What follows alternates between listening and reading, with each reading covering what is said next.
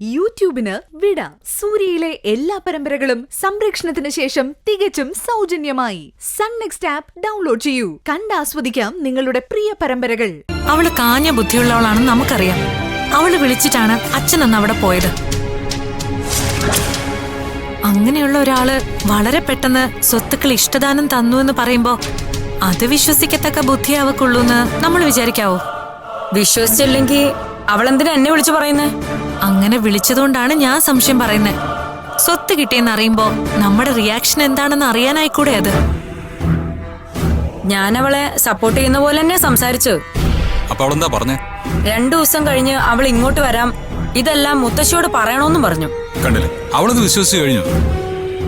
അതിബുദ്ധിയുള്ള പൊന്മാൻ കിണറ്റിലെ മുട്ടയിടുള്ളൂ പറയാറില്ലേ, അത്രേ ഉള്ളൂ ഇതും. അപ്പോ നമ്മുടെ പ്ലാൻ വർക്കൗട്ട് ആവുന്നാണോ? 100% വർക്കൗട്ട് ആവും. നമ്മൾ വിചാരിച്ചതിനേക്കാൾ വേഗത്തിൽ ഇത് വർക്കൗട്ട് ആവും. സംശയം ഉണ്ടെന്ന് നോക്കിയോ. അപ്പം മധുവാന്റി, ആന്റി ഫോൺ എടുത്ത് ശങ്കർറാമിനെ ഒന്ന് വിളിക്ക്. എന്നിട്ട് പറ, നന്ദേട്ടൻ സ്വത്തുക്കളെല്ലാം പ്രിയക്ക് എഴുതി കൊടുത്തു എന്ന്. ഞാൻ വിളിച്ച പുള്ളി ഫോൺ എടുക്കുവോ? ഉറപ്പായിട്ട് കൊടുക്കും. ആന്റി ഒന്ന് വിളിച്ചു നോക്ക്.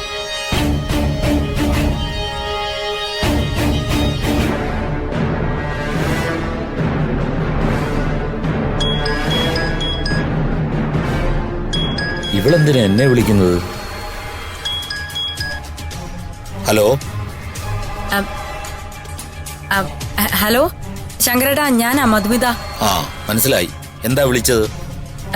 എന്തെങ്കിലും കുഴപ്പമുണ്ടോ? അത്യാവശ്യമായിട്ടൊരു കാര്യം പറയാനായിരുന്നു. വേഗം പറ. സ്പീക്കറിലിട്. പ്രിയ വിളിച്ചിരുന്നു ഇപ്പൊ എന്നെ. സ്പീക്കർ. എന്നിട്ട് നന്ദേട്ടൻ അവളുടെ പേരിൽ എല്ലാ സ്വത്തുക്കളും എഴുതി കൊടുത്തു. എന്താ? നന്ദേട്ടൻ എന്തു പണിയായി കാണിക്കുന്നത്?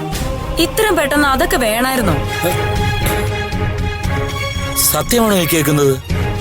അതെ ശങ്കരേട്ടാ. ഞാൻ കേട്ടത്